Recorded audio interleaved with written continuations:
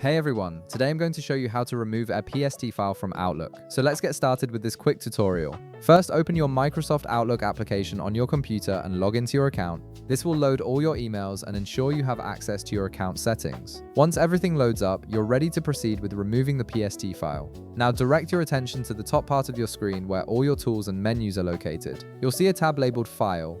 Go ahead and click on it to open the File menu. This is where you'll find all the important account management options and settings that control how Outlook operates. Once the File menu opens, look over to the right side of the screen. You'll notice an option called Account Settings with a small drop-down arrow next to it. Click on this drop-down to reveal additional options. From the list that appears, you'll see Account Settings listed again. Click on it and this will open a new Account Settings window with several tabs at the top. In the Account Settings window, navigate to the Data Files tab and click on it. This tab displays all the PST files that are currently associated with your Outlook application.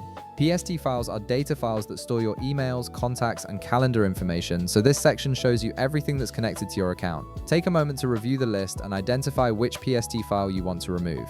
Once you've located the PST file you wish to remove, click on it to select it. The file will be highlighted, indicating it's been selected. Now look at the top part of the Data Files tab and you'll see a button labeled Remove. Go ahead and click on this Remove button. This action will disconnect the PST file from your Outlook application without deleting the actual file from your computer, so your data remains safe if you need to access it later.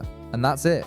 You've successfully removed the PST file from your Outlook application, cleaning up your account and removing any unnecessary data files. If this video helped you out, be sure to leave a like, subscribe, and I'll see you in the next one.